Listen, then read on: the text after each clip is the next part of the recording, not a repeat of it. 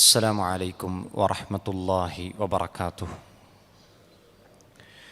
الحمد لله رب العالمين، وصلى الله وسلم وبارك على نبينا محمد وعلى آله وصحبه أجمعين. رب اشرح لي صدري ويسر لي أمري واحلل عقدة من لساني يفقه قولي. يا أيها الذين آمنوا اتقوا الله حق تقاته ولا تموتن إلا وأنتم مسلمون. ഏറെ ബഹുമാനം നിറഞ്ഞ വിശ്വാസിനികളായ വിശുദ്ധ ഖുർആനിൻ്റെ പഠിതാക്കളെ, അല്ലാഹു സുബ്ഹാനഹു വ തആലക്ക് വഴിപ്പെട്ട് ജീവിക്കണമെന്ന് ആമുഖമായി സ്വന്തത്തോടും പിന്നീട് നിങ്ങൾ ഓരോരുത്തരോടും വസിയത്ത് ചെയ്യുകയാണ്, ഉപദേശിക്കുകയാണ്. അല്ലാഹു സുബ്ഹാനഹു തആലക്ക് വഴിപ്പെട്ട് ജീവിക്കുന്ന യഥാർത്ഥ വിശ്വാസികളിൽ അല്ലാഹു നമ്മെയും നമ്മുടെ കുടുംബത്തെയും ഉൾപ്പെടുത്തി അനുഗ്രഹിക്കുമാറാകട്ടെ. വിശുദ്ധ ഖുർആൻ 2-ാം അധ്യായം സൂറത്തുൽ ബഖറയുടെ 195 വരെയുള്ള വചനങ്ങളാണ് നമ്മൾ കഴിഞ്ഞ ക്ലാസ്സിൽ പഠിച്ചത്. ഇൻഷാ അല്ലാഹ് നമുക്ക് ഇന്ന് പഠിക്കേണ്ടത് 196-ാമത്തെ ആയത്താണ്. അല്പം സുദീർഘമായ ഒരു ആയത്താണ്. ഹജ്ജുമായി ബന്ധപ്പെട്ട ചില വിധിവിലക്കുകൾ അവതരിപ്പിച്ചുകൊണ്ട് അല്ലാഹു സുബ്ഹാനഹു തആല നമുക്ക് അവതരിപ്പിച്ചു തന്ന ആയത്താണ് സൂറത്തുൽ ബഖറയിലെ 196-ാമത്തെ വചനം. അല്ലാഹു സുബ്ഹാനഹു തആല ഹജ്ജിലേക്ക് പോകുന്നതിന് മുമ്പ്, ഹജ്ജിന് മുമ്പ് കൊണ്ടുവന്ന 2 വിഷയങ്ങൾ. ഒന്ന് നോമ്പും അതിൻ്റെ വിധിവിലക്കുകളൊക്കെ പരാമർശിച്ചതിന് ശേഷം പിന്നീട് അല്ലാഹു സുബ്ഹാനഹു തആല അഹില്ല, അതായത് മാസപ്പിറവിയെ സംബന്ധിച്ച് പരാമർശിച്ചു. പിന്നീട് യുദ്ധവും അതുമായി ബന്ധപ്പെട്ട നിയമങ്ങളെ സംബന്ധിച്ച് പരാമർശിച്ചു. അതിനുശേഷം അല്ലാഹു കൊണ്ടുവരുന്നത് ഹജ്ജിനെയാണ്. വഅതിമ്മുൽ ഹജ്ജ വൽ ഉംറത ലില്ലാഹ്, വഅതിമ്മു, നിങ്ങൾ പൂർത്തീകരിക്കുകയും ചെയ്യണം, അൽ ഹജ്ജ, ഹജ്ജിനെ, വൽ ഉംറ, ഉംറയെയും, ലില്ലാഹ്, അല്ലാഹുവിന് വേണ്ടി നിങ്ങൾ പൂർത്തീകരിക്കണം. ഇവിടെ അല്ലാഹു സുബ്ഹാനഹു തആല നിങ്ങൾ ഹജ്ജ് ചെയ്യൂ, നിങ്ങൾ ഉംറ ചെയ്യൂ എന്ന് പറയാതെ അതിന് പകരം അല്ലാഹു ഇവിടെ ഉപയോഗിച്ച വാചകം വഅതിമ്മു, നിങ്ങൾ പൂർത്തീകരിക്കൂ എന്നാണ്. അത്തമ്മ യുത്തിമ്മു എന്ന് പറഞ്ഞാൽ പൂർത്തീകരിച്ചു. അതിൻ്റെ അമ്രാണ് അത്തിമ്മു, നിങ്ങൾ പൂർത്തീകരിക്കണം. അൽ ഹജ്ജ വൽ ഉംറത ലില്ലാഹ്, ഉംറയും ഹജ്ജും നിങ്ങൾ അല്ലാഹുവിന് വേണ്ടി പൂർത്തീകരിക്കണം. അപ്പോൾ ഹജ്ജും ഉംറയും ഒരുമിച്ച് പറഞ്ഞ ആയത്തുകളിലൊന്നാണ് ഈ ആയത്ത്. അപ്പോൾ ഹജ്ജും ഉംറയും നിർബന്ധമാണ്. അതിൽ ഉംറ നിർബന്ധമാണോ സുന്നത്താണോ എന്നതിൽ സ്വഹാബാക്കളുടെ കാലഘട്ടം മുതലേ അഭിപ്രായ വ്യത്യാസമുള്ളൊരു വിഷയമാണ്. ഹജ്ജിൻ്റെ വിഷയത്തിൽ തർക്കമില്ല. കഴിവുള്ള ഒരാൾ, സാമ്പത്തികമായും ശാരീരികമായിട്ടൊക്കെ കഴിവുള്ള ഒരാൾ ഹജ്ജ് നിർവഹിക്കൽ നിർബന്ധമാണ്. അല്ലാഹു സുബ്ഹാനഹു തആല ഇവിടെ ഹജ്ജും ഉംറയും പൂർത്തീകരിക്കണമെന്ന് പറയുമ്പോഴും മറ്റൊരിടത്ത് സൂറത്തു ആലി ഇമ്രാനിൻ്റെ 97-ാമത്തെ വചനത്തിൽ അല്ലാഹു പറയുന്നുണ്ട്, വലില്ലാഹി അലന്നാസി ഹജ്ജുൽ ബൈത്തി മൻ ഇസ്തതാഅ ഇലൈഹി സബീല. അവിടെ അല്ലാഹു ഹജ്ജിനെ മാത്രമേ പറഞ്ഞുള്ളൂ, അവിടെ ഉംറയെ പറഞ്ഞില്ല. ആ ആയത്താണ് ഹജ്ജ് നിർബന്ധമാക്കപ്പെട്ടതായിട്ട് അവതരിച്ച ആയത്ത്, സൂറത്തു ആലി ഇമ്രാനിലെ 97-ാമത്തെ വചനം. അതാണ് ഹജ്ജ് നിർബന്ധമാക്കപ്പെട്ടു എന്ന് പറഞ്ഞുകൊണ്ട് അവതരിച്ച ആദ്യത്തെ ആയത്ത്. ആ ആയത്തിൽ അല്ലാഹു സുബ്ഹാനഹു തആല പറയുന്നത് വലില്ലാഹി, അല്ലാഹുവിന്, അലന്നാസി, ജനങ്ങളുടെ മേൽ ബാധ്യതയാണ്, ഹിജ്ജുൽ ബൈത്തി മൻ ഇസ്തതാഅ ഇലൈഹി സബീല, ആ ഭവനത്തിലേക്ക് എത്താൻ കഴിയുന്നവർക്ക് ഹജ്ജ് ആ കഴിവുള്ള ജനങ്ങളുടെ മേൽ ബാധ്യതയാണ്. എന്നാൽ ഇവിടെ അല്ലാഹു സുബ്ഹാനഹു തആല ഹജ്ജിനെയും ഉംറയും ഒരുമിച്ച് പറഞ്ഞു. എന്നിട്ട് പറയണം അത് നിങ്ങൾ പൂർത്തീകരിക്കണമെന്ന് പറയുകയാണ്. അപ്പോൾ ഒന്നാമത് നമ്മൾ മനസ്സിലാക്കേണ്ടത് ഹജ്ജ് നിർബന്ധമാണ്, ഉംറയുടെ വിഷയത്തിൽ അഭിപ്രായ വ്യത്യാസം ഉണ്ട്.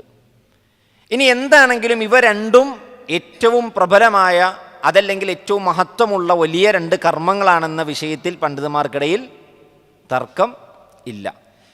ഇനി പണ്ഡിതന്മാർ വേറെ രൂപത്തിൽ പറഞ്ഞു, കഴിവുള്ള ഒരാളെ സംബന്ധിച്ചിടത്തോളം ഉംറയും വാജിബാണ് എന്ന് പറഞ്ഞവരുമുണ്ട്. ഏതാണെങ്കിലും അല്ലാഹു തആല ആലം. ഹജ്ജിൻ്റെ വിഷയത്തിൽ തർക്കമില്ലാത്ത കാര്യമാണ്. ഏതായാലും ഹജ്ജ് ചെയ്യാൻ പോകുന്ന ആളുകൾ പൊതുവെ ഹജ്ജിൻ്റെ കൂട്ടത്തിൽ ഉംറയും ചെയ്യാറുണ്ട്. അതുകൊണ്ടാണ് ഹജ്ജിൻ്റെ കൂട്ടത്തിൽ ഇവിടെ ഉംറയെയും ചേർത്തി പറഞ്ഞത്. ഇനി അങ്ങോട്ട് നമ്മൾ പഠിക്കാൻ പോണ വിഷയം ഹജ്ജും ഉംറയും തമ്മിൽ പരസ്പരം ബന്ധമുള്ള കുറച്ച് കാര്യങ്ങളാണ് നമുക്ക് പഠിക്കാനുള്ളത്. നോക്കൂ, ഇവിടെ വഅതിമു, നിങ്ങൾ പൂർത്തീകരിക്കൂ എന്ന് പറഞ്ഞതിൻ്റെ ഉദ്ദേശം എന്താണ്? മഹാനായ ഇബ്നുൽ ജൗസി റഹിമഹുല്ല അദ്ദേഹത്തിൻ്റെ തഫ്സീറിൽ 4 അഭിപ്രായങ്ങൾ പറയുന്നുണ്ട്.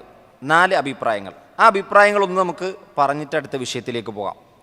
അദ്ദേഹം പറയുകയാണ്, വഅതിമുൽ ഹജ്ജ വൽ ഉംറത ലില്ലാ, നിങ്ങൾ അള്ളാഹുവിന് വേണ്ടി ഹജ്ജും ഉംറയും പൂർത്തീകരിക്കണമെന്ന് പറഞ്ഞതിൻ്റെ ഒന്നാമത്തെ മഅന അന്ന മഅന ഇത്മാമിഹ, അത് പൂർത്തീകരിക്കുക, അല്ലാഹു സുബ്ഹാനഹു വ തആല കൽപ്പിച്ചതുപോലെ തുടക്കം മുതൽ അവസാനം വരെ നിർവഹിക്കലാണ്. അതാണ് അതിൻ്റെ ബാഹ്യമായ അർത്ഥം. അള്ളാഹു എങ്ങനെ ഹജ്ജ് ചെയ്യണമെന്ന് പറഞ്ഞു, എങ്ങനെ ഉംറ ചെയ്യണമെന്ന് പറഞ്ഞു, അതിൻ്റെ തുടക്കം മുതൽ അവസാനം വരെ അതുപോലെ പൂർത്തീകരിക്കുക എന്നുള്ളതാണ് ഒന്നാമത്തെ അതിൻ്റെ തഫ്സീർ. അതിൻ്റെ രണ്ടാമത്തെ തഫ്സീർ എന്ന് പറയുന്നത്, ഒരാൾ ഹജ്ജിലേക്കും ഉംറയിലേക്കും പ്രവേശിച്ചു കഴിഞ്ഞാൽ പിന്നെ അത് പൂർത്തീകരിക്കാതെ അതിൽ നിന്ന് വിരമിക്കാൻ പാടില്ല.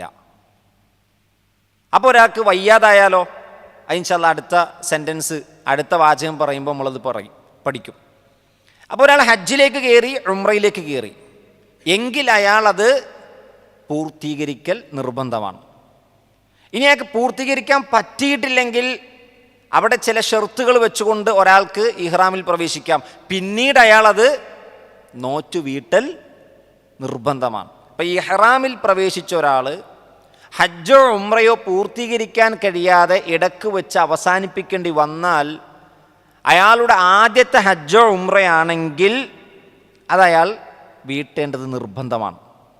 എന്നാൽ അയാളുടെ ആദ്യത്തെ ഹജ്ജ് ഉംറയൊന്നും അല്ല എങ്കിൽ അയാളെ സംബന്ധിച്ചിടത്തോളം നിർബന്ധമില്ല എന്നാണ് പണ്ഡിതന്മാർ പറഞ്ഞത്. കാരണം അയാളുടെ മേലുള്ള ഹജ്ജ് ഉംറ ആദ്യത്തത് വാജിബ് കഴിഞ്ഞു പോയിട്ടുണ്ട്. കാരണം ഒരു മനുഷ്യൻ്റെ ആയുസ്സിൽ ഹജ്ജ് ഒരു തവണയാണ് നിർബന്ധം.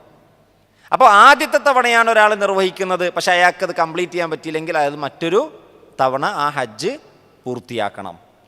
ഇനി മൂന്നാമത്തെ ഒരു മഅനയുണ്ട്. മൂന്നാമതായി അദ്ദേഹം പറയുന്ന അഭിപ്രായം, ഹജ്ജിനും ഉംറക്കും വീട്ടിൽ വെച്ച് തന്നെ നിയ്യത്ത് വെച്ച് പോകണം. ഇങ്ങനെ പണ്ഡിതന്മാർ പറയാനൊരു കാരണമുണ്ട്. ചില ആളുകൾ മക്കത്തെത്തും, മക്കത്തെത്തിക്കഴിയുമ്പോൾ അയാൾക്ക് തോന്നും എന്നാ ഒന്ന് ഉംറ ചെയ്തേക്കാം, ഒരു ഹജ്ജ് ചെയ്തേക്കാം. പോയത് വേറെ നെയ്യത്തിനായിരിക്കും, ചിലപ്പോൾ ബിസിനസ്സിൻ്റെ കാര്യത്തിന് പോയതായിരിക്കും, ചിലപ്പോൾ വേറെ എന്തെങ്കിലും ഒരു സിയാറത്ത് ഉദ്ദേശിച്ച് പോയതായിരിക്കും. അപ്പോൾ അയാൾ മക്കത്തെത്തിയപ്പോൾ തോന്നാൻ എന്നാ ഒന്ന് ഉംറ ചെയ്തേക്കാം, എന്നാ ഒന്ന് ഹജ്ജ് ചെയ്തേക്കാം. എന്നാൽ അങ്ങനെ ചെയ്യാൻ പാടില്ല. മറിച്ച് വീട്ടിൽ നിന്ന് തന്നെ ഹജ്ജിനെയും ഉംറയും തനിച്ചാക്കി പുറപ്പെടണം. അതാണ് വഅതിമുൽ ഹജ്ജ വൽ ഉംറത ലില്ലാഹ്, അള്ളാഹുവിന് വേണ്ടിയാക്കണം എന്ന വാചകത്തെ കൂടി അവിടെ തഫ്സീർ ചെയ്തു. ലില്ലാ എന്ന് പറഞ്ഞാൽ അള്ളാഹുവിൻ്റെ പ്രതിഫലവും പ്രീതിയും കാംക്ഷിച്ചുകൊണ്ട് മാത്രമായിരിക്കണം ഒരാൾ ഹജ്ജിന് പുറപ്പെടേണ്ടത്. അതിൻ്റെ കൂട്ടത്തിൽ ബിസിനസ്സും കൂടി ആകാം, അതിൻ്റെ കൂട്ടത്തിൽ വേറെ ഒന്നും കൂടി ആകാം എന്ന് നിയ്യത്ത് വെക്കരുത് എന്നാണ് പണ്ഡിതന്മാരതിനെ വ്യാഖ്യാനിച്ചത്. ഇനി നോക്കൂ മറ്റൊരഭിപ്രായം, ഉമർ ഇബ്നു ഖത്താബ് റളിയല്ലാഹുവിന്റെ പേരിൽ അറിയപ്പെട്ടൊരു അഭിപ്രായമാണ്. ഹജ്ജിൻ്റെ മാസത്തിൽ ഹജ്ജ് മാത്രം നിർവഹിക്കുക, ഉംറ നിർവഹിക്കാതിരിക്കുക എന്നൊരു അഭിപ്രായമുണ്ട്. അങ്ങനെ പറയാൻ കാരണം, ചില ആളുകൾ ഈ ഉംറ തമത്തു ആയി ഉംറ ചെയ്യും, ഹജ്ജ് ചെയ്യും. ഹജ്ജ് 3 രൂപത്തിലാണ്. 1 തമത്തു, 2 ഖിറാന്, 3 ഇഫ്രാത്ത്. ഈ 3 രൂപത്തിലാണ് ഹജ്ജ് നിർവഹിക്കുക. അതിൽ ദൂരെ ദിക്കിൽ നിന്ന് വരുന്ന നമ്മുടെ നാടുകൾ, ഇന്ത്യയെ പോലുള്ള രാജ്യങ്ങളിൽ നിന്നൊക്കെ ഹജ്ജ് ചെയ്യാൻ പോകുന്ന ആളുകൾ കുറച്ച് നേരത്തെ ഹജ്ജിനെത്തും. അപ്പോൾ അവർ തമത്തു ആയിട്ടാണ് ഹജ്ജ് നിർവഹിക്കാം. തമത്തു എന്താ നമുക്ക് വിശദീകരിക്കാം. അപ്പം ഇങ്ങനെയുള്ള ആളുകൾ ആദ്യം ഉംറ നിർവഹിച്ചതിന് ശേഷം ഇഹ്റാമിൽ നിന്ന് തഹല്ലുലാവും. പിന്നെ ഹജ്ജ് വരെ അവർ കാത്തിരിക്കുമല്ലോ. ഈ കാത്തിരിപ്പിൻ്റെ സമയത്തിൻ്റെ ഇടയിൽ ആളുകൾ ചിലപ്പോൾ വേറെന്തെങ്കിലും ഭൗതികമായ കാര്യങ്ങൾക്ക് പോകുമോ എന്ന് ഭയപ്പെട്ടുകൊണ്ടാണ് ഉമർ ഇബ്നുൽ ഖത്താബ് റളിയല്ലാഹു പറഞ്ഞത്, ഹജ്ജിൻ്റെ മാസത്തിൽ ഹജ്ജിനെ മാത്രം ലക്ഷ്യം വെക്കുക, ഇല്ലെങ്കിൽ ഉംറ കൂടി ചെയ്തിട്ട് ഉംറ കഴിഞ്ഞ് തഹല്ലുലായി അവിടെ കറങ്ങി അടിച്ച് നടന്നിട്ട് വേറെന്തെങ്കിലും കാര്യത്തിലൊക്കെ പോയി ദുനിയാവിൻ്റെ കാര്യത്തിലേക്ക് ശുഗലിലേക്ക് പോകാതിരിക്കാൻ വേണ്ടിയാണ് അങ്ങനെ ഒരു അഭിപ്രായം വന്നിട്ടുള്ളത്. അപ്പോൾ ഈ തമത്തു ആകുക എന്ന് പറഞ്ഞാൽ ഈ ആദ്യം ചെയ്യുന്ന ഉംറ, പിന്നെ അതിനുശേഷം ഹജ്ജ്, ഇതിൻ്റെ ഇടയിൽ തഹല്ലുലായി കഴിഞ്ഞാൽ ഇഹ്റാമിൽ നിന്ന് പുറത്തായി. പിന്നെ അവർക്ക് ഹജ്ജിന് വേണ്ടി താമസിക്കുന്ന സ്ഥലത്തുനിന്ന് ഇഹ്റാമിൽ പ്രവേശിച്ചാൽ മതി. അതുവരെ അവർക്ക് ഇഹ്റാമിൽ അല്ലാത്ത രൂപത്തിൽ സ്വതന്ത്രനായിട്ട് അവർക്ക് ജീവിക്കാം. ഇഹ്റാമിൻ്റെ റെസ്ട്രിക്ഷൻസ് ഒന്നും അവർക്ക് ഉണ്ടാവില്ല. അപ്പോൾ ഈ സമയത്ത് ആളുകൾ വേറെ ദുനിയാവിൻ്റെ കാര്യത്തിൽ പോകാതിരിക്കാൻ വേണ്ടിയാണ് ഉമർ ഇബ്നുൽ ഖത്താബ് റളിയല്ലാഹുവിൻ്റെ പേരിൽ പറയപ്പെടുന്ന ഈ ഖൗല്, അതായത് ഹജ്ജിൻ്റെ മാസത്തിൽ ഹജ്ജ് മാത്രം നിർവഹിക്കുക എന്ന് പറഞ്ഞത്. എന്നാൽ അതൊരു അഭിപ്രായം മാത്രമാണ്. പക്ഷേ നബി സല്ലല്ലാഹു അലൈഹി വസല്ലമ അങ്ങനെയല്ല നിർവഹിച്ചിട്ടുള്ളത്. ഉമർ റളിയല്ലാഹുവിൻ്റെ പേരിൽ അങ്ങനെ പറയപ്പെടാൻ കാരണം ആളുകൾ ഇങ്ങനെ വഴിതെറ്റി പോകാതിരിക്കാൻ വേണ്ടിയുള്ള ഒരഭിപ്രായമായിട്ടാണ് നമുക്കതിനെ കാണാൻ കഴിയുക. വല്ലാഹു തആല അഅലം. അപ്പം 4 കാര്യങ്ങളാണ് അതുമായി ബന്ധപ്പെട്ടിട്ടുള്ളത്. ഒന്ന്, അല്ലാഹു സുബ്ഹാനഹു വ തആല ഹജ്ജും ഉംറയും എങ്ങനെ ചെയ്യണമെന്ന് പഠിപ്പിച്ചു തന്നിട്ടുണ്ട്. അതുപോലെ തുടക്കം മുതൽ അവസാനം വരെ നിർവഹിക്കണം. രണ്ടാമത്തത്, അല്ലാഹു സുബ്ഹാനഹു തആലയ്ക്ക് വേണ്ടിയാകണം. ലില്ലാഹി എന്ന അവിടെ ഒരു വാചകം ഉപയോഗിച്ചു, ലില്ലാഹി. ഹജ്ജ് നിർബന്ധമാക്കി സൂറത്ത് ആലി ഇമ്രാനിൽ അവതരിപ്പിച്ച ആയത്തിലും അല്ലാഹ് പറഞ്ഞത് ലില്ലാഹി, അള്ളാഹുവിനാകണം ഹജ്ജ്. ഇവിടെയും പറഞ്ഞു അള്ളാഹുവിനാകണം ഹജ്ജും ഉംറയും. അപ്പം അതിനെപ്പറ്റി പണ്ഡിതന്മാർ വിശദീകരിച്ചത്, നമ്മൾ ഹജ്ജ് ചെയ്യുമ്പോൾ നമ്മുടെ മനസ്സിലെ ഉദ്ദേശശുദ്ധി എന്നെ എല്ലാവരും ഒന്ന് ഹാജി എന്ന് വിളിക്കുമല്ലോ എന്നാകരുത്. ജീവിതത്തിൽ ഒരാൾ ഹജ്ജിന് പോയാൽ പണ്ടൊക്കെ അയാളെ വിളിക്കുന്നത് ഹാജിയാർ വന്നു എന്നാ വിളിക്കുക, അല്ലെങ്കിൽ ഹാജി വന്നു എന്നാ വിളിക്കുക, അല്ലേ? അതൊരു പദവിയായി കൊണ്ടു നടക്കണ മനുഷ്യന്മാരുണ്ട്. ഹജ്ജ് ചെയ്താൽ തന്നെ ഇനി 2 ആളോടത് പറഞ്ഞിട്ടില്ലെങ്കിൽ ഉറക്കം വരാത്ത മനുഷ്യന്മാരുണ്ട്. ഹജ്ജ് ചെയ്തിട്ട് അതിപ്പോൾ ഒരു കുറച്ചാളുകളോട് എന്നാൽ ഹജ്ജ് ചെയ്ത് കേട്ടോ എന്ന് പറയാൻ ആഗ്രഹിക്കുന്ന ആളുകളുണ്ട്. എന്നാൽ അത് മനസ്സിൽ പ്രത്യേകിച്ച് ലോകമാന്യത ഉദ്ദേശിക്കാതെ പറയണവരുണ്ട്. അവരുടെ ഇഖ്ലാസിനെ നമ്മൾ ചോദ്യം ചെയ്യുന്നില്ല. പക്ഷെ പരമാവധി നമ്മൾ ഹജ്ജ് ഉംറയൊക്കെ ചെയ്തത് ഒരു അഭിമാനമായിട്ട് ആളുകളോട് പറയണമെന്നില്ല. 2 കാര്യങ്ങളാണ്. ഒന്ന്, അത് അള്ളാഹുവിന് വേണ്ടി ചെയ്ത അമലാണ്. രണ്ടാമത്തത്, അത് ചെയ്യാൻ ഒരുപാട് നാളായിട്ട് ആഗ്രഹിച്ചിരിക്കുന്ന മനുഷ്യന് മുൻപിലായിരിക്കും നമ്മൾ പോയിട്ട് പറയണത്. അപ്പം നമ്മൾ ഹജ്ജ് ചെയ്തു എന്ന് പറയുമ്പോൾ അയാൾക്കൊരു വിഷമം കൂടിയാവും. അപ്പം നമ്മൾ പരമാവധി ഹജ്ജും ഉംറയും ചെയ്യുമ്പോൾ അത് നമ്മുടെ നാട്ടിലൊരു രീതിയുണ്ട്. നാട്ടിലെ ഹജ്ജിന് ഉംറക്കൊക്കെ പോവുകയാണെങ്കിൽ കല്യാണത്തിനുള്ള ഒരാളുണ്ടാവും നമ്മുടെ വീട്ടിലൊരു വലിയ പരിപാടിയായി, ഒരു ചെമ്പ് ബിരിയാണിയൊക്കെ വെച്ച് ആളുകളെ മുഴുവൻ വിളിച്ചു കൂട്ടി. ഇപ്പം നമ്മുടെ നാടുകളിലൊക്കെ അങ്ങനെ ഒരു രീതിയുണ്ട്. ഹജ്ജിന് പോകുന്ന ആളാണെങ്കിൽ അന്നത്തെ തലേന്നൊരു കല്യാണത്തിൻ്റെ ആളുകൾ പള്ളിയിൽ നിന്ന് വരും, പള്ളിയിൽ നിന്ന് മാത്രം. അപ്പം അത്രയും വലിയ യാത്രയപ്പാണ് ഹജ്ജിന് നൽകുന്നത്. പഴയ കാലഘട്ടത്തിൽ അപേക്ഷിച്ചാണെങ്കിൽ നമുക്ക് പറയാം അതിന് ചില കാരണങ്ങളുണ്ട്. കാരണം പോയാൽ ചിലപ്പോൾ തിരിച്ചു വരണമെന്നില്ല. അതുകൊണ്ട് ആ യാത്രയപ്പിനൊരു യാത്രയപ്പ് തന്നെയാണ്. പക്ഷെ ഇന്നത്തെ കാലഘട്ടത്തിൽ അതല്ല. ഇന്ന് ഹജ്ജ് ചെയ്യാൻ പോണത് പോലും സെൽഫി സ്റ്റിക്കും കൈ പിടിച്ചുകൊണ്ടാണ്. തവാഫ് ചെയ്യുന്ന ആളുടെ കയ്യിലുണ്ടാവും ഒരു സെൽഫി സ്റ്റിക്ക്. അതിങ്ങനെ നീളത്തിൽ പിടിച്ചിട്ട് 2 ആൾ നടക്കാൻ കഴിയാത്ത സ്ഥലത്തായിരിക്കും ഒരു 5 ആളുടെ നീളത്തിൽ ബാക്കിൽ അതും പിടിച്ച് നടക്കുക. എന്നിട്ട് തൽബിയത്ത് ചൊല്ലുന്നത് ലൈവായിട്ട് കൊടുക്കുക, സ്ട്രീമിങ് ചെയ്യുക. ഒന്ന് ആലോചിച്ച് നോക്ക്. അല്ലാഹു സുബ്ഹാനഹു വ തആല ഹജ്ജും ഉംറയും പറഞ്ഞെടുത്ത് നടത്തിയ പ്രയോഗം വളരെ ശ്രദ്ധേയമാണ്. ലില്ലാഹി, അള്ളാഹുവിന് വേണ്ടിയാകണം, ജനങ്ങൾക്ക് വേണ്ടിയാകരുത്. ഫേസ്ബുക്കിലും യൂട്യൂബിലും അതേപോലെ വാട്സപ്പ് സ്റ്റാറ്റസിലൊക്കെ ഇടുമ്പോൾ ആളുകൾ ലൈക്ക് അടിക്കുന്നതിന് വേണ്ടിയാകരുത്. നമ്മുടെ മനസ്സിലെ ഉദ്ദേശം അവിടെ എത്തുമ്പോൾ മാറിപ്പോകാം. പിശാചി നമ്മളെ വഴിതെറ്റിക്കും.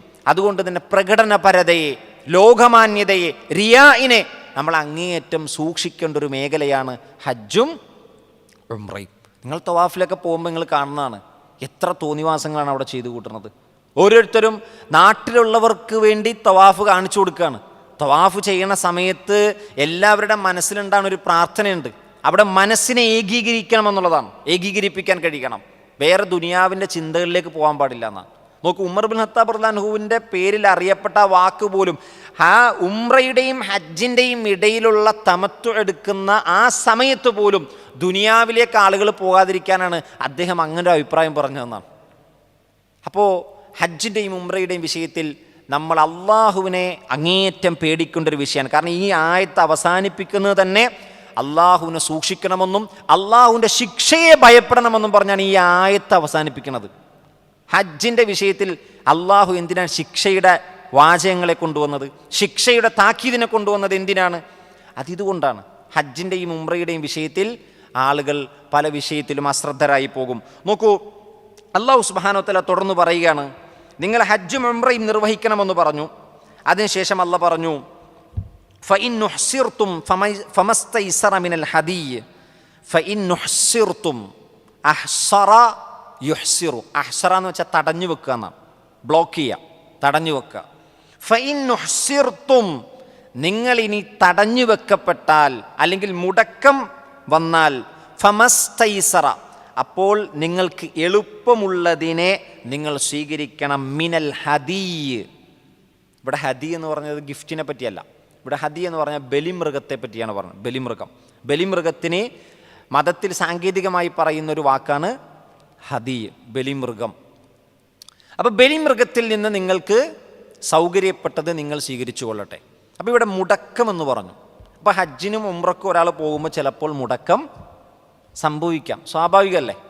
കാരണം ഇപ്പോൾ നോമ്പ് പിടിക്കാൻ കഴിയാത്ത അവസരങ്ങളുണ്ട്, നമസ്കരിക്കാൻ കഴിയാത്ത അവസരങ്ങൾ, സാഹചര്യങ്ങൾ ചിലപ്പോൾ കടന്നു വന്നേക്കാം. അതുകൊണ്ടാണ് അവിടെ ജംഉം കസറും പറഞ്ഞത്. അതേപോലെ തന്നെ നോമ്പ്, ഫമൻ കാന മിൻകും മരീദൻ ഔ അലാ സഫരിൻ ഫഇദ്ദത്തും മിൻ അയ്യാമിൻ ഉഖർ, ഒരാൾ രോഗിയാവുകയോ യാത്രയിലാവുകയോ ചെയ്താൽ അയാൾക്ക് മറ്റൊരു ദിവസം പിടിച്ചു കിട്ടിയാൽ മതി. ഇസ്ലാം വളരെ എളുപ്പമാണ്. ഇസ്ലാം പഠിപ്പിച്ച ഏതൊരു നിർബന്ധ കടമകളും നിർബന്ധ ബാധ്യതകളും അത് അടിച്ചേൽപ്പിക്കലല്ല, മറിച്ചൊരു മനുഷ്യൻ്റെ സൗകര്യങ്ങളെ കൂടി അല്ലെങ്കിൽ അവൻ്റെ സാഹചര്യങ്ങളെ കൂടി നോക്കിക്കൊണ്ടാണ് ഇസ്ലാം ഏതൊരു കർമ്മങ്ങളെയും നിർബന്ധമാക്കിയിട്ടുള്ളത്. അപ്പോൾ നോക്കൂ, ഹജ്ജിൻ്റെ വിഷയത്തിൽ ഒരാൾക്ക് മുടക്കം വന്നു. ഇവിടെ പറയപ്പെട്ട മുടക്കത്തെപ്പറ്റി പണ്ഡിതന്മാർ പറയുന്നത്, നബി സല്ലല്ലാഹു അലൈഹി വസല്ലമയും സഹാബത്തും ഹിജ്റ 6-ാം വർഷം ഉംറ ചെയ്യാൻ വേണ്ടി മക്കയിലേക്ക് പുറപ്പെട്ട സംഭവവുമായി ബന്ധപ്പെട്ടാണ്. അതായത് ഹുദൈബിയ സന്ധി ഉണ്ടാകുന്ന വർഷം. നബി സല്ലല്ലാഹു അലൈഹി വസല്ലമ തൻ്റെ ജീവിതത്തിൽ 3 ഉംറയാണ് ചെയ്തിട്ടുള്ളതെന്നാണ് ചരിത്രത്തിൽ നിന്ന്, ഹദീസിൽ നമുക്ക് വായിക്കാൻ കഴിയുക. 3 ഉംറ. പക്ഷേ 4 യാത്ര പ്രവാചകൻ നടത്തിയിട്ടുണ്ട്. എത്ര? 4 യാത്ര. പക്ഷെ ചെയ്തത് 3 ഉംറയാണ്.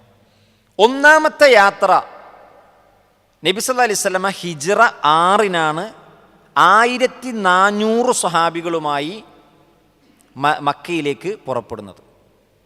1400 ആളുകളുണ്ട്, അതായത് ഒരു യുദ്ധത്തിനുള്ള ആളുണ്ടെന്നർത്ഥം. മദീനയിൽ നിന്ന് അവർ പുറപ്പെട്ട സമയത്ത് തന്നെ മക്കയിൽ റിപ്പോർട്ടെത്തി, യുദ്ധത്തിനൊരു സംഘം പുറപ്പെട്ടു വരുന്നുണ്ട്. പ്രവാചകൻ ഈ തെറ്റിദ്ധാരണ ഇല്ലാതിരിക്കാൻ വേണ്ടി പ്രവാചകൻ കുറേ സ്വഹാബികളോട് കുറേ ബലിമൃഗത്തെ കൂടി കൂട്ടാൻ പറഞ്ഞു. എന്നിട്ട് ആ ബലിമൃഗത്തിൻ്റെ കഴുത്തിൽ പ്രത്യേകം ഒരു അടയാളം വെച്ചു എന്നാണ്. ഇത് ബലിമൃഗമാണെന്ന് രഹസ്യമായി മക്കയിൽ നിന്ന് ആരെങ്കിലും വന്ന് നോക്കിയാൽ ഇവർ ബലിമൃഗവുമായിട്ടാണ് വരുന്നത്, ഇവർ യുദ്ധത്തിന് വരികയാണെങ്കിൽ ഒരിക്കലും ആരും ബലിമൃഗത്തെ കൊണ്ടുവരില്ല. അപ്പോൾ ഇത് ബലിമൃഗത്തെയും കൊണ്ടുവരികയാണ്. അപ്പോൾ ഹജ്ജും ഉംറയുമാണ് ലക്ഷ്യം, യുദ്ധമല്ല ലക്ഷ്യമെന്ന് അവരെ അറിയിക്കാൻ വേണ്ടി നബി സല്ലല്ലാഹു അലൈഹി വസല്ലമ ബലിമൃഗങ്ങൾക്ക് അടയാളം വെക്കുന്ന ഒരു അടയാളം കഴുത്തിൽ ബലിമൃഗങ്ങൾക്ക് വെച്ചു എന്നാണ്. അങ്ങനെയാണ് അവർ പോകുന്നത്. ഹുദൈബിയയിലെത്തി നബി സല്ലല്ലാഹു അലൈഹി വസല്ലമയുടെ ഒരു സ്വപ്നം കൂടിയാണ് ഈ ഉംറ. ഈ ഉംറ എന്ന് പറഞ്ഞാൽ പ്രവാചകൻ സല്ലല്ലാഹു അലൈഹി വസല്ലം ഒരു സ്വപ്നം കണ്ടു എന്നാണ്.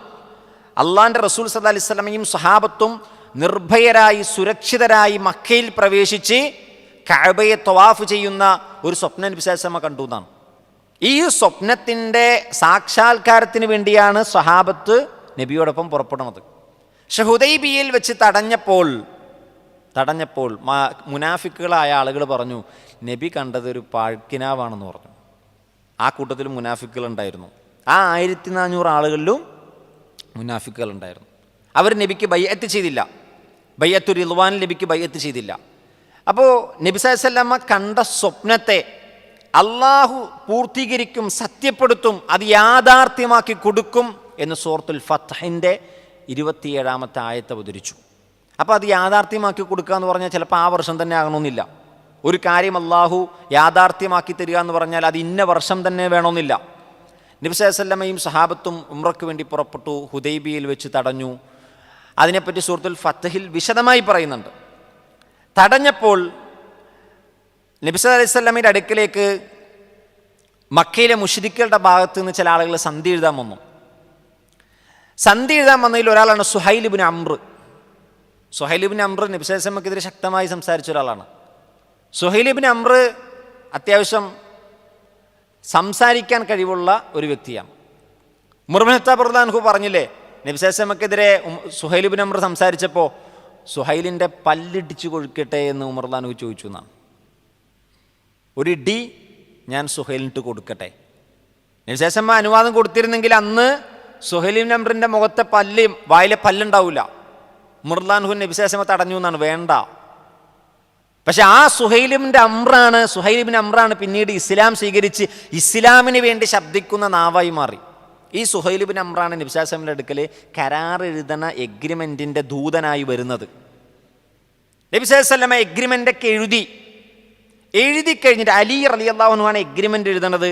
ആ എഗ്രിമെൻറ്റിന് സാക്ഷി നിർത്തിയത് ഒരുപാട് സ്വഹാബികളെ സാക്ഷി നിർത്തി.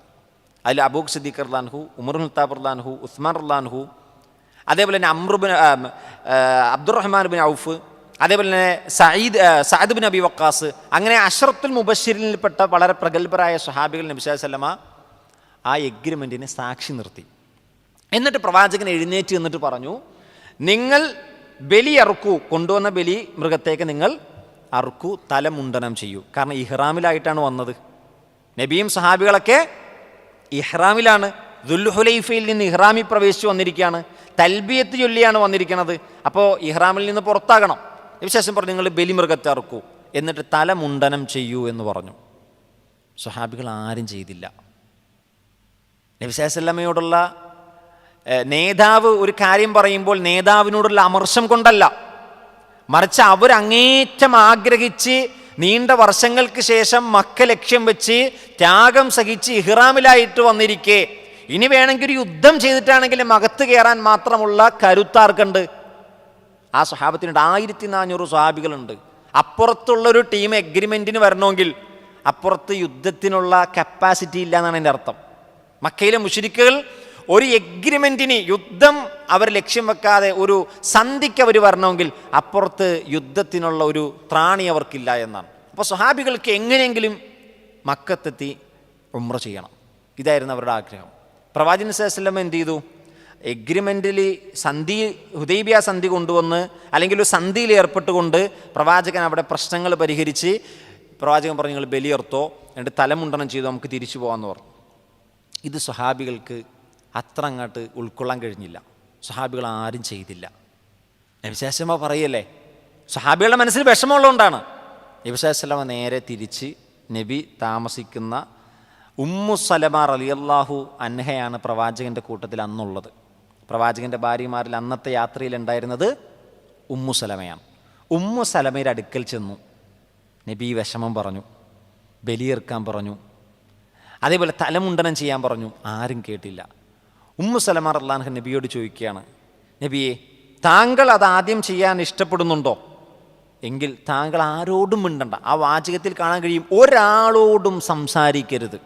താങ്കൾ പോവുക, എന്നിട്ട് താങ്കൾ ആദ്യം ബലിയെറുക്കുക, ഒറ്റക്ക് ആദ്യം തലമുണ്ടനം ചെയ്യുക, നമുക്ക് നോക്കാം. നബി സല്ലല്ലാഹു അലൈഹി വസല്ലം ചെന്നു, ഒരാളോടും സംസാരിച്ചില്ല. പ്രവാചകൻ ആദ്യം ബലിയെറുത്തു, തലമുണ്ടനം ചെയ്തു. എന്നിട്ട് പ്രവാചകൻ സല്ലല്ലാഹു അലൈഹി വസല്ലം ഇത് ചെയ്യുന്നത് കണ്ടപ്പോൾ തന്നെ പ്രവാചകൻ സല്ലല്ലാഹു അലൈഹി വസല്ലമയുടെ സ്വഹാബത്ത് എന്ത് ചെയ്തു? ഉടനെ പ്രവാചകനെ ഫോളോ ചെയ്തു. സ്വഹാബത്തിൻ്റെ ഒരു പ്രത്യേകത ഈ ഹദീസിൽ നിന്ന് എടുത്തു പറയുന്നുണ്ട്. സ്വഹാബത്ത് നബിക്ക് എതിരെ നിൽക്കാനോ നേതാവിനോട് അനുസരണക്കേട് കാണിക്കാനോ അല്ല സ്വഹാബികൾ കാണിച്ചത്. സ്വഹാബികളുടെ മനസ്സിലെ വിഷമം കാരണമാണ് സ്വഹാബികൾ ഇത് ചെയ്യാതിരുന്നത്. പക്ഷെ അതേ സ്വഹാബികളുടെ മഹത്വമാണ് പണ്ഡിതന്മാർ ഈ ഹദീസിൽ നിന്ന് പറഞ്ഞത്. നബി അത് ചെയ്ത ഉടനെ നബീനെ അവർ പിൻപറ്റിയെന്നാണ്. അപ്പോൾ ഈ ഹദീസ് എടുത്തിട്ട് പണ്ഡിതന്മാർ വിശദീകരിക്കുന്ന മറ്റൊരു വിഷയമുണ്ട്. ഒരു വിഷയം ഉണ്ടായാൽ ഭാര്യയുമായി കൂടിയാലോചന നടത്തണം എന്നൊരു സംഗതിയിൽ ഇത് പറയുന്നുണ്ട്. മാത്രമല്ല ഉമ്മു സലമ റളിയല്ലാഹു അൻഹയുടെ മഹത്വവും ഈ ഹദീസിൽ നിന്ന് പറയുന്നുണ്ട്. ഇനി നേതാവായിരിക്കുമ്പോൾ ചിലപ്പോൾ അണികളെ അനുസരിക്കാത്തൊരു സാഹചര്യം ഉണ്ടാകാം. പ്രവാചകന് പോലും അത് നേരിട്ടിട്ടുണ്ട്. അപ്പോൾ നേതൃത്വത്തിൽ ഇരിക്കുന്ന ആളുകൾക്കുള്ളൊരു വലിയ ഗുണപാഠമാണ് ഈ സംഭവം. എന്തെല്ലാം കാര്യങ്ങൾ ഇതിൽ നിന്ന് വായിച്ചെടുക്കാൻ കഴിയുമെന്ന് ആലോചിച്ച് നോക്ക്. അപ്പോൾ നബി സല്ലല്ലാഹു അലൈഹി വസല്ലമ ചെയ്തു, മറ്റു സഹാബികളൊക്കെ അത് നിർവഹിച്ചു. എന്നിട്ട് പിന്നീട് അവിടെ നിന്ന് തിരിച്ച് മദീനയിലേക്ക് മടങ്ങാം. 10 കൊല്ലം യുദ്ധമുണ്ടാകാൻ പാടില്ല എന്നാണ് കരാറുള്ളത്.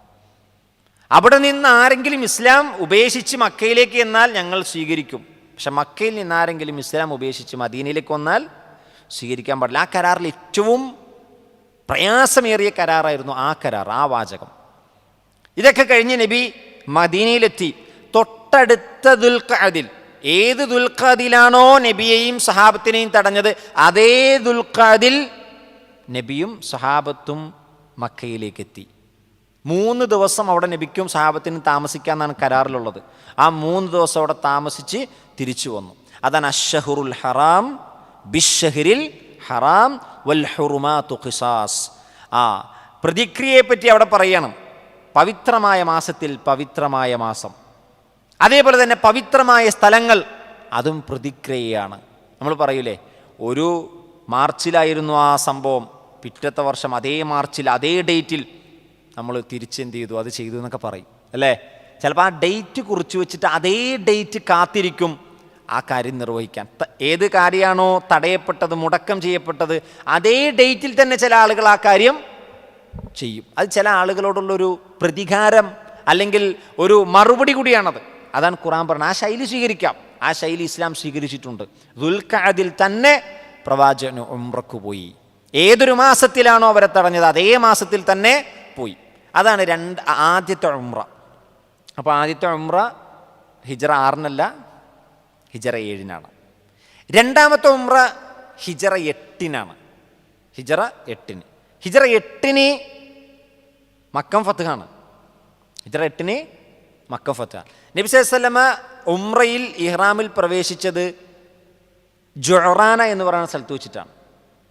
നാട്ടിൽ ഇന്ന് ആളുകളൊക്കെ ഉംറക്ക് പോയി കഴിഞ്ഞാൽ ഒന്നിലധികം ഉംറ ചെയ്യാൻ വേണ്ടി മസ്ജിദ് ജുറാനെ പോയി എന്ന് പറയും, ജുറാന പള്ളിയിൽ പോയി എന്ന് പറയും. കാരണം നബി സല്ലല്ലാഹു അലൈഹി വസല്ലമ ഈ പള്ളിയിൽ പോയിട്ടാണ്, ഈ പള്ളി നിൽക്കുന്ന സ്ഥലത്തു നിന്നാണ്, പള്ളിയിലല്ല, അന്ന് പള്ളിയില്ല, ആ സ്ഥലത്ത് നിന്നാണ് നബി സല്ലല്ലാഹു അലൈഹി വസല്ലമ ഇഹ്റാമിൽ പ്രവേശിച്ചത്. അതിനുശേഷം പ്രവാചകൻ സല്ലല്ലാഹു അലൈഹി വസല്ലമ ഉംറ ചെയ്തു. അത് രണ്ടാമത്തെ ഉംറ. മൂന്നാമത്തെ ഉംറ ഹിജ്റ 10-നാണ്.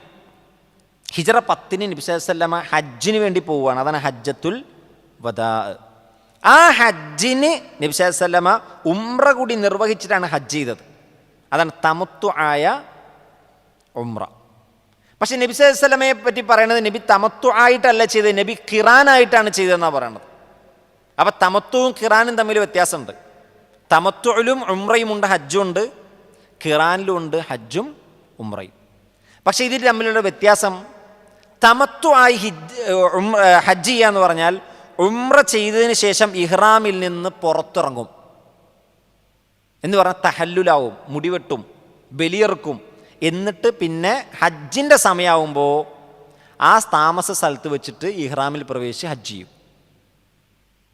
എന്നാൽ ഖിറാൻ എന്ന് പറഞ്ഞാൽ ഒറ്റ ഇഹ്റാമിൽ ഹജ്ജ് ഉംറയും ചെയ്യലാണ്.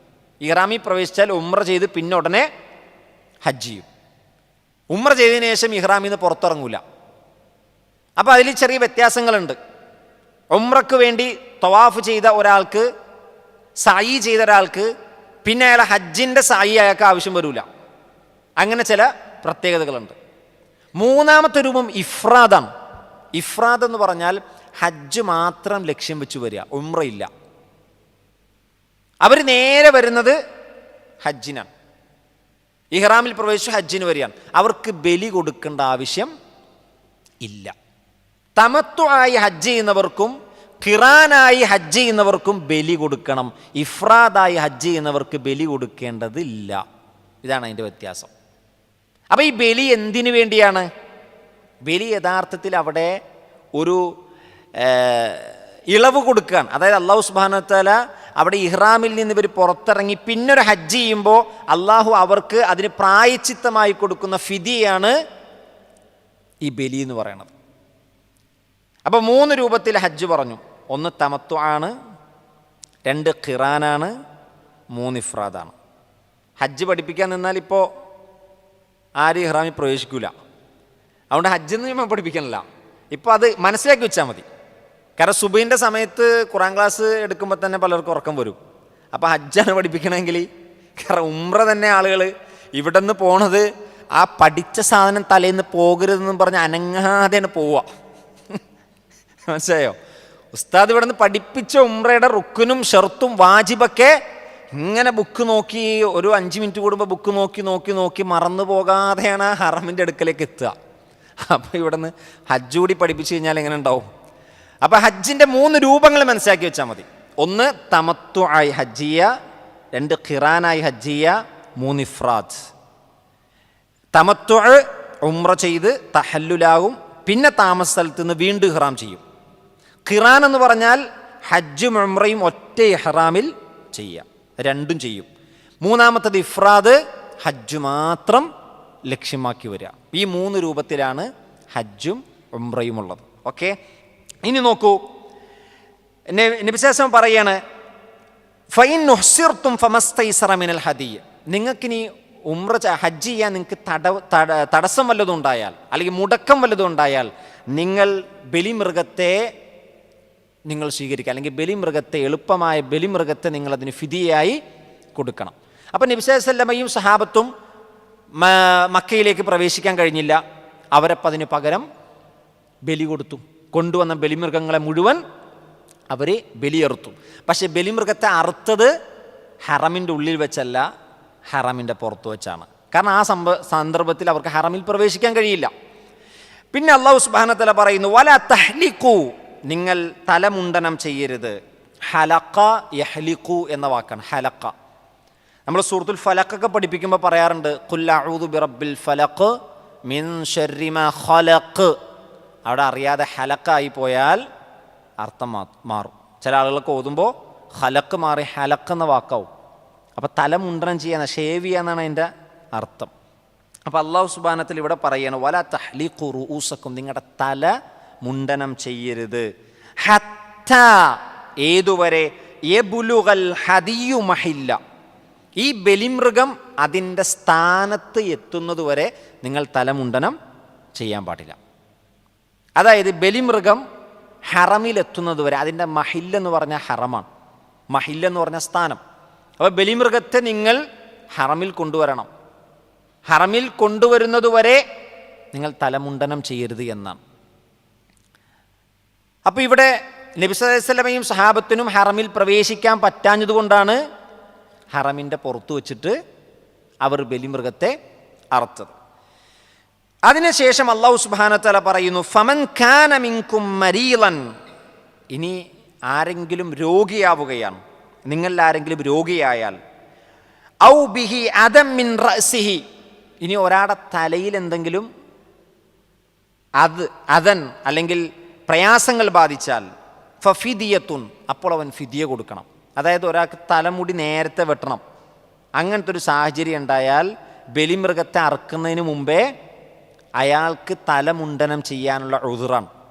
അതാണ് ഫമൻ കാന മിൻകും മരീളൻ, നിങ്ങൾ ആരെങ്കിലും രോഗിയായി, ഔ ബിഹി അദൻ മിർ റഅസിഹി, ഒരാളുടെ തലയുടെ മേൽ എന്തെങ്കിലും പ്രയാസങ്ങളുണ്ടായി, ഫഫിദിയത്തുൻ, അപ്പോൾ അയാൾ പ്രായച്ചിത്തം ചെയ്യട്ടെ, മിൻ സിയാമിൻ, നോമ്പെടുത്തുകൊണ്ട്, ഔ സ്വദഖത്തിൻ, സ്വദക്ക നൽകിക്കൊണ്ട്, ഔ നുസുക്കിൻ, അല്ലെങ്കിൽ ബലി നൽകിക്കൊണ്ട്. 3 കാര്യങ്ങൾ പറഞ്ഞു.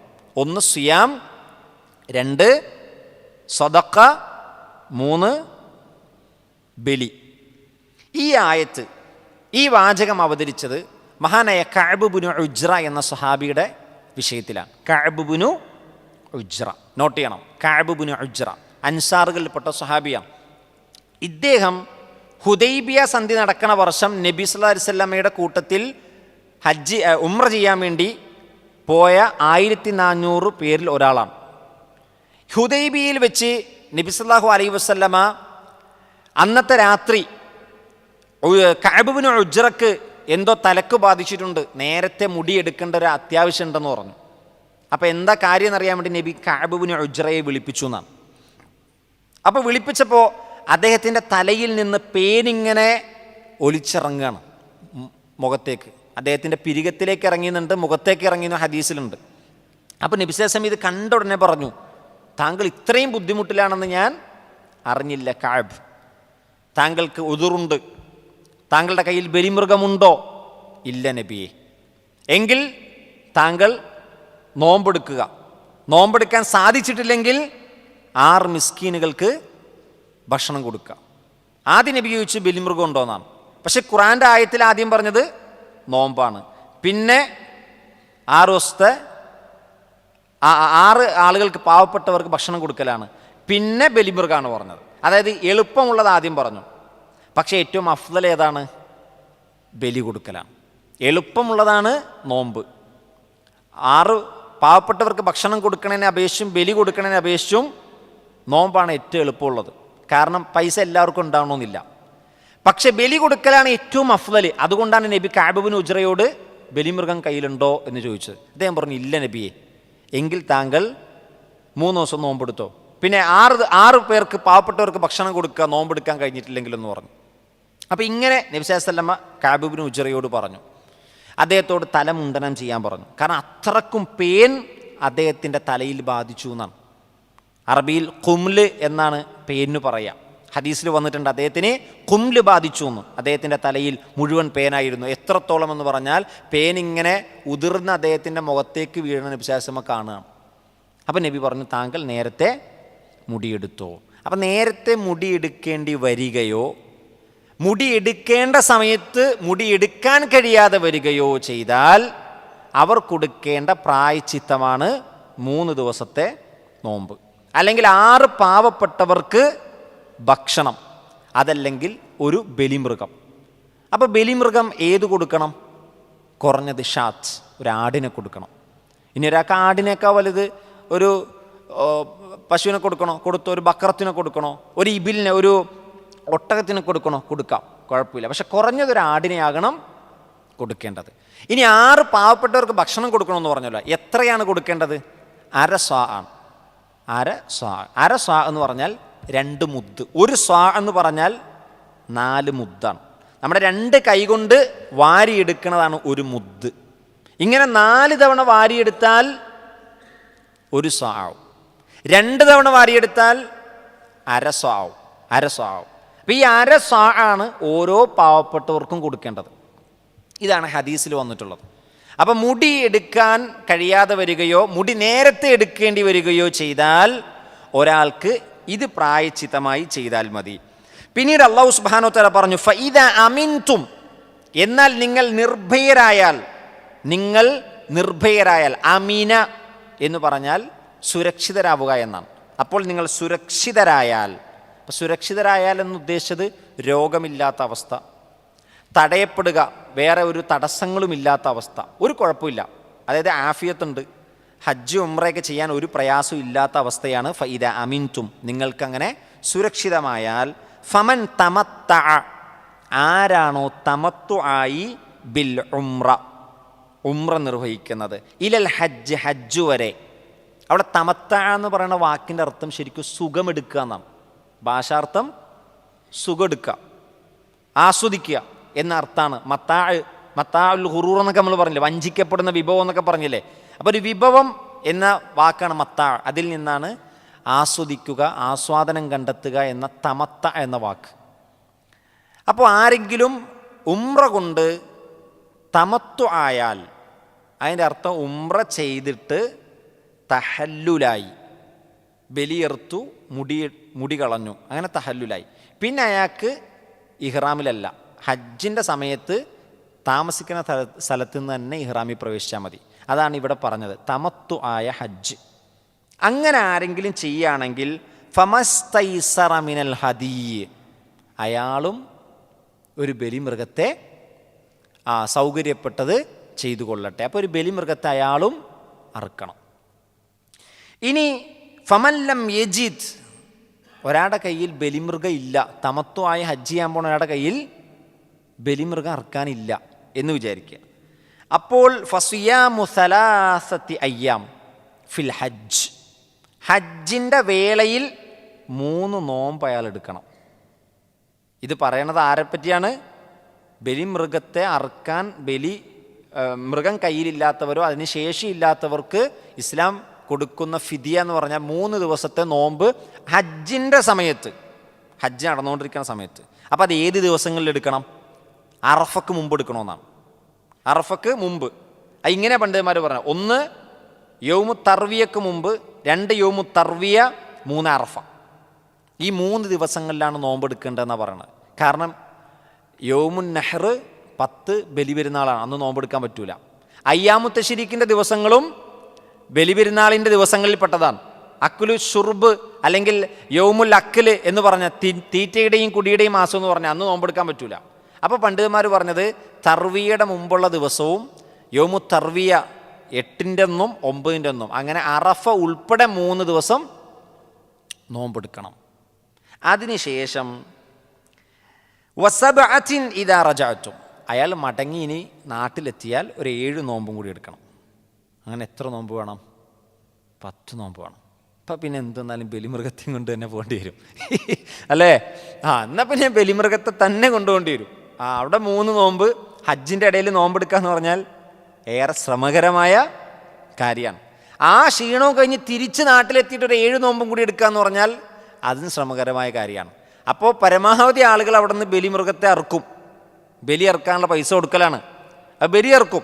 ഇനി അങ്ങനെ ഒരാൾക്ക് ബലി ഇറക്കാനില്ല, മനുഷ്യൻ്റെ അവസ്ഥയല്ലേ, ബലി ഇറക്കാൻ പൈസ ഇല്ല അല്ലെങ്കിൽ ബലിമൃഗം ഇല്ല. അപ്പോൾ എന്ത് ചെയ്യണം? അതിന് പരിഹാരം വേണമല്ലോ. അതാണ് 3 നോമ്പ് ഹജ്ജിൻ്റെ വേളയിലും 7 നോമ്പ് നാട്ടിലെത്തിയിട്ടും. അവിടെ ഇദാ റജഅതും, നിങ്ങൾ മടങ്ങിയാലെന്ന് പറഞ്ഞ 2 കൗലുണ്ട്. നിങ്ങൾ മടങ്ങിയാലെന്ന് പറഞ്ഞാൽ, ഒന്ന് ഫിത്തൊരീഖ്, നിങ്ങൾ വഴിയിലായാൽ, നിങ്ങൾ അവിടെ നിന്ന് മടങ്ങി എന്നിട്ട് നിങ്ങൾ വഴിയിലാണെങ്കിൽ ആ വഴിയിൽ വെച്ച് നോമ്പ് ആരംഭിക്കാം. 2ാമത്തെ അഭിപ്രായം നിങ്ങളുടെ ഔത്താൻ, നിങ്ങളുടെ രാജ്യങ്ങളിൽ എത്തിയതിന് ശേഷം. ഏറ്റവും നല്ല അഭിപ്രായം, ശരിയായ അഭിപ്രായം, നിങ്ങളുടെ നാടുകളിൽ മടങ്ങി എത്തിയതിന് ശേഷം. കാരണം യാത്രയിൽ നോമ്പ്, ഫർളായ നോമ്പ് പോലും നിർബന്ധമില്ല. അപ്പോൾ പിന്നെ ഈ പ്രായശ്ചിത്തത്തിൻ്റെ നോമ്പ് ആ യാത്രയിൽ അയാൾ പിടിച്ചു വീട്ടേണ്ടതില്ല. അപ്പോൾ ഏറ്റവും ശരിയായ അഭിപ്രായം നാട്ടിലെത്തിയതിന് ശേഷമാണ്. എന്നിട്ട് അള്ളാഹ് പറയാണ്, തിൽക്ക, അത് അശറത്തുൻ കാമില, പൂർണ്ണമായ 10 നോമ്പാണ്.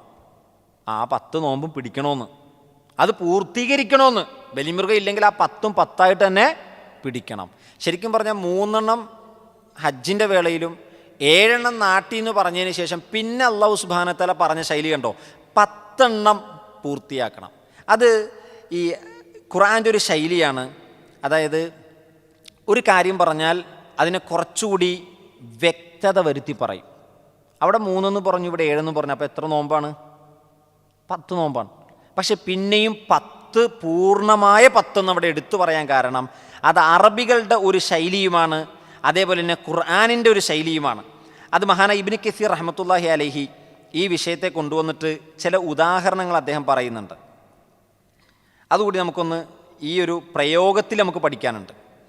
അദ്ദേഹം പറയുകയാണ്, തിൽക അശറത്തുൻ കാമില എന്ന ആ പദപ്രയോഗം കൊണ്ട് തഅക്കീദാണ്, ഒന്ന് അതിനെ ഉറപ്പിക്കുകയാണ്, ആ 10 തന്നെ നിങ്ങൾ പിടിക്കണം. എന്നിട്ട് പറഞ്ഞു, കമാ തഖൂലുൽ അറബ്, അറബികൾ പറയാറുണ്ട്, റഅയ്തു ബി ഐനി, എൻ്റെ കണ്ണുകൊണ്ട് ഞാൻ കണ്ടു. കണ്ണുകൊണ്ട് തന്നെയല്ലേ കാണുക? ഞാൻ കണ്ടു എന്ന് പറഞ്ഞാൽ കണ്ണുകൊണ്ട് തന്നെ കാണുക. എന്നാലും അവർ പറയും, ഞാൻ എൻ്റെ കണ്ണുകൊണ്ട് കണ്ടു. വസമിഅതു ബിയദിനി, ഞാൻ എൻ്റെ ചെവി കൊണ്ട് കേട്ടതാണ് എന്ന് പറയും. വകതബ്തു ബിയദി, എൻ്റെ കൈ കൊണ്ട് ഞാൻ എഴുതിയതാണ്. എഴുതണ കൈ കൊണ്ട് തന്നെ ആയിരിക്കും, എന്നാലും അതിനെ പ്രത്യേകം എടുത്ത് പറയും. ഏതുപോലെ അദ്ദേഹം പറയുകയാണ്, വിശുദ്ധ ഖുർആൻ നടത്തിയ ചില പ്രയോഗങ്ങളുണ്ട്.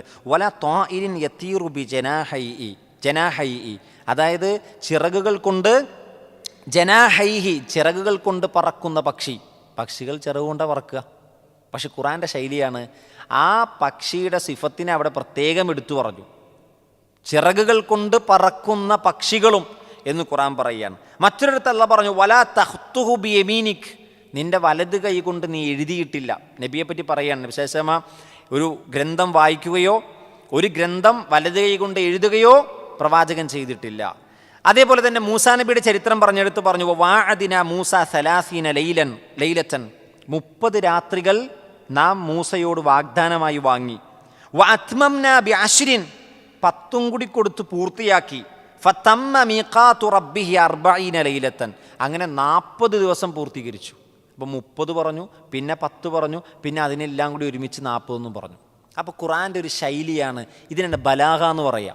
ബലാഗ എന്ന് പറഞ്ഞാൽ ഏറ്റവും പെർഫെക്റ്റ് ആയിട്ടായിരിക്കും ആ കാര്യത്തിൽ പറയുക.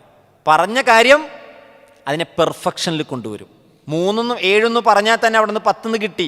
പക്ഷെ അതിനൊന്നും കൂടി കൃത്യമാക്കി ആ എണ്ണം അവിടെ തിട്ടപ്പെടുത്തി പറഞ്ഞു. അപ്പോൾ ആ ഒരു വാചകത്തെ പറ്റി പോലും പണ്ഡിതന്മാർ ഒരുപാട് വിശദീകരിച്ചിട്ടുണ്ട്. പിന്നെ അള്ളാഹ് പറയണത് ദാലിക, അത് ഏത് ഈ 10 നോമ്പെന്ന് പറഞ്ഞത് ലിമൻ ലം യകുൻ നഹ്ലുഹു ഹാദിരിൽ മസ്ജിദിൽ ഹറാം. ലിമൻ ലം യകുൻ നഹ്ലുഹു, അഹ്ല് കുടുംബാംഗങ്ങൾ അല്ലെങ്കിൽ തൻ്റെ ആളുകളിൽ ഇല്ലാത്തവർ, ഹാദിരിൽ മസ്ജിദിൽ ഹറാം, മസ്ജിദുൽ ഹറാമിൻ്റെ ഉള്ളിൽ താമസിക്കുന്ന ആളുകളെ പറ്റിയല്ല ഇത്. മസ്ജിദുൽ ഹറാമിൻ്റെ ഉള്ളിലില്ലാത്ത ആളുകൾ, അവർക്കാണ് ഈ നിയമമൊക്കെ. മസ്ജിദുൽ ഹറാമിൻ്റെ ഉള്ളിൽ, അതായത് ഹറമിൻ്റെ പരിധിയിൽ താമസിക്കുന്ന ഒരാൾക്ക് ഈ ഒരു ഫിദിയ നൽകേണ്ടതില്ല. അയാൾക്ക് തമത്തു ഇല്ല. അദ്ദേഹത്തിന് അങ്ങനെ ഹജ്ജ് ചെയ്യുന്ന ഒരാൾക്ക് തമത്തു ആയ ഹജ്ജ് ഇല്ല. കാരണം അയാളുടെ താമസ സ്ഥലമാണ്, അവിടെ നിന്ന് തന്നെ മൂപ്പർക്ക് ഇഹ്റാം ചെയ്യാം, അതിന് പ്രശ്നമില്ല. പക്ഷെ നമ്മൾ ദൂരെ നാട്ടിൽ നിന്ന് വരികയാണ്, എന്നിട്ട് ഉംറ കഴിഞ്ഞിട്ട് പിന്നെ തഹല്ലുലായി, പിന്നെ അതിനുശേഷം അവിടെ നിന്ന് തന്നെ നമ്മൾ ഇഹ്റാമിൽ പ്രവേശിക്കുന്നു. പക്ഷെ ആ നാട്ടിൽ ജീവിക്കുന്ന ആളെ സംബന്ധിച്ചിടത്തോളം അദ്ദേഹത്തിന് വേറെ നാട്ടിലേക്ക് പോകേണ്ട ആവശ്യമില്ല. അയാളുടെ മീഖാത്ത് എന്ന് പറയണത് അദ്ദേഹം താമസിക്കുന്ന നാടാണ്. അപ്പം മസ്ജിദുൽ ഹറാമിൽ താമസിക്കുന്ന കഴിയുന്ന ആളുകളല്ലാത്തവർക്കാണ് ഈ നിയമം. ബലിമൃഗമില്ലെങ്കിൽ 10 ദിവസത്തെ നോമ്പ്. ആദ്യം ബലിയെറുക്കാൻ പറഞ്ഞു, ബലിയെറുക്കാനൊന്നുമില്ലെങ്കിൽ 10 ദിവസത്തെ നോമ്പ് പിടിക്കുക. ഇത് മസ്ജിദ് ഹറമിൻ്റെ ഉള്ളിൽ താമസിക്കുന്ന ആളുകൾക്കല്ല ഈ നിയമം, ഹറമിൻ്റെ പുറത്തുള്ള ആളുകൾക്കാണ്. പിന്നെ അള്ളാഹ് പറയാണ് വത്തഖുല്ലാ, നിങ്ങൾ അള്ളാഹുവിനെ സൂക്ഷിക്കണം. നോമ്പിൻ്റെ വിഷയം പറഞ്ഞപ്പോൾ തഖ്വയെ കൊണ്ടുവന്നു. അതേപോലെ തന്നെ അള്ളാഹു സുബ്ഹാനഹു വ തആല അഹില്ലയുടെ വിഷയം പറഞ്ഞപ്പോൾ അവിടെയും തഖ്വയെ കൊണ്ടുവന്നു. ഇപ്പോൾ ഹജ്ജിൻ്റെ വിഷയം പറഞ്ഞപ്പോഴും അള്ളാഹ് പറയുന്നു വത്തഖുല്ലാ, നിങ്ങൾ അള്ളാഹിനെ സൂക്ഷിക്കണം. വഅലമു അന്നല്ലാഹ ശദീദുൽ ഇഖാബ്, നിങ്ങൾ അറിയണം തീർച്ചയായും അള്ളാഹു കഠിനമായി ശിക്ഷിക്കുന്നവനാണ്.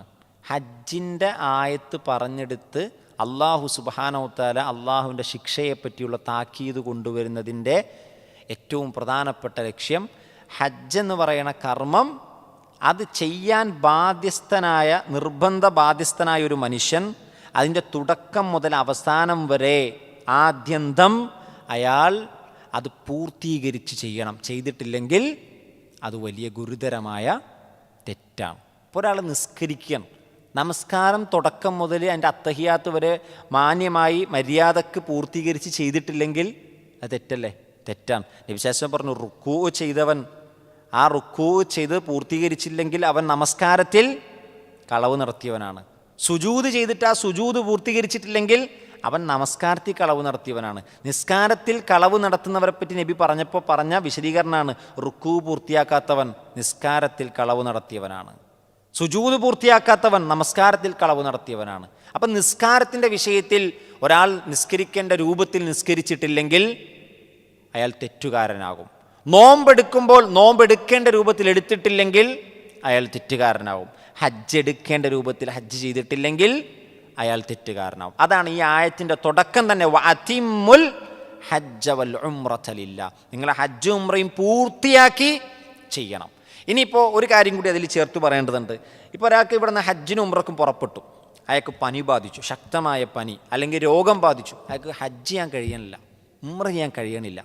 അപ്പോൾ ഖുർആൻ പറഞ്ഞാണ് പൂർത്തീകരിക്കണം. അപ്പോൾ അയാൾ എങ്ങനെയാണ് അയാൾ അതിൽ നിന്ന് ഒഴിവാവുക? നബി സല്ലല്ലാഹു അലൈഹി വസല്ലമയുടെ കുടുംബത്തിൽപ്പെട്ട ഒരു വനിതക്ക് ഇതേപോലെ സംഭവിച്ചു വന്ന ആ വനിതയെപ്പറ്റി ഹദീസിൽ കാണാം. അബ്ദുൽ മുത്തലിബിൻ്റെ മകൻ സുബൈർ റളിയല്ലാഹു അൻഹുവിൻ്റെ മകൾ, അദ്ദേഹത്തിൻ്റെ അടുക്കൽ നബി സല്ലല്ലാഹു അലൈഹി വസല്ലം ചെന്നപ്പോൾ നബിയോട് പറയുന്നുണ്ട്, നബിയെ ഇന്നി ഉരീദു, ഞാൻ ഉദ്ദേശിക്കുന്നു, ഞാൻ ഹജ്ജ് ചെയ്യാൻ വേണ്ടി ഉദ്ദേശിക്കുന്നു, പക്ഷേ എനിക്ക് ശാരീരികമായ പ്രയാസങ്ങളുണ്ട്. അപ്പം നബി സല്ലല്ലാഹു അലൈഹി വസല്ലം പറഞ്ഞു, എങ്കിൽ നീ ഇഹ്റാമിൽ പ്രവേശിക്കുമ്പോൾ ഇങ്ങനെ ഷർത്ത് വെക്കണം, ഇഷ്തിറാത്ത് വെക്കണം. അന്ന മഹല്ലി ഹൈസു ഹബസ്തനി. ഈ വാചകം കൂടി ഹജ്ജിൻ്റെ ഇഹ്റാമിൽ പ്രവേശിക്കുന്ന സമയത്ത് പറയണം. ഒരാൾക്ക് വയ്യാതെയാണ് ഇഹ്റാമിൽ പ്രവേശിക്കുന്നത്, ലബ്ബൈക്ക് അല്ലാഹുമ്മ ഹജ്ജൻ, അല്ലെങ്കിൽ ലബ്ബൈക്ക് അല്ലാഹുമ്മ ഉംറത്തൻ വഹജ്ജൻ, അല്ലെങ്കിൽ ലബ്ബൈക്ക് അല്ലാഹുമ്മ മുത്തമത്തിഅൻ ബിഹാ ഇലാ ഹജ്ജ് എന്നൊരാൾ നിയ്യത്ത് വെക്കുമ്പോൾ ഈ വാചകം കൂടി പറയണം. ഇന്ന മഹല്ലി, എൻ്റെ ഒഴിവ് അല്ലെങ്കിൽ എൻ്റെ തഹല്ലുലാവൽ, ഹൈസു ഹബസ്തനി, നീ എന്നെ എവിടെയാണോ തടയുന്നത് അവിടെ വെച്ച് ഞാൻ തഹല്ലുലാകും എന്ന് പറഞ്ഞാൽ രോഗം മൂലമോ യുദ്ധം മൂലമോ ശത്രുവിനെ പേടിച്ചുകൊണ്ടോ എവിടെയെങ്കിലും വെച്ച് റബ്ബെ നീ എന്നെ തടയുകയാണെങ്കിൽ അവിടെ വെച്ച് ഞാൻ തഹല്ലുലാകും എന്ന് ഷർത്ത് വെച്ചുകൊണ്ട് വേണം ഒരാൾ ഭയപ്പെടുകയാണ് ഇത് പൂർത്തീകരിക്കാൻ കഴിയില്ല എന്ന്, എങ്കിൽ അയാൾ ഇങ്ങനെ ഷർത്ത് വെക്കണം. മഹല്ലി, എൻ്റെ തഹല്ലുൽ എന്ന് പറയണത് അത് ഹൈസു ഹബസ്തനി, നീ എന്നെ തടയണെടുത്തിട്ടാണ്, തടയണ സ്ഥലത്ത് വെച്ചിട്ടാണ്. അപ്പം ഇങ്ങനെ ഷർത്ത് വെച്ചുകൊണ്ട് ഒരാൾക്ക് ഹജ്ജ് ഉംറയും ചെയ്യാം.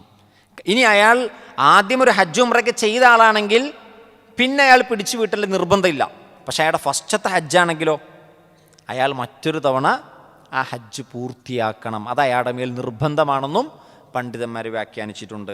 ഇനി നോക്കൂ, അതിനെ തുടർന്നും അടുത്ത ആയത്തുകളിലും ഹജ്ജുമായി ബന്ധപ്പെട്ട വിഷയങ്ങളാണ്. ഇൻഷാ അല്ലാഹ് നമുക്ക് അടുത്ത ക്ലാസ്സിൽ വിശദീകരിക്കാം. പ്രിയപ്പെട്ടവരെ, ഹജ്ജ് ചെയ്യാൻ കഴിവുണ്ടായിട്ടും ഹജ്ജ് ചെയ്യാത്ത ഒരുപാട് മനുഷ്യരുണ്ട്.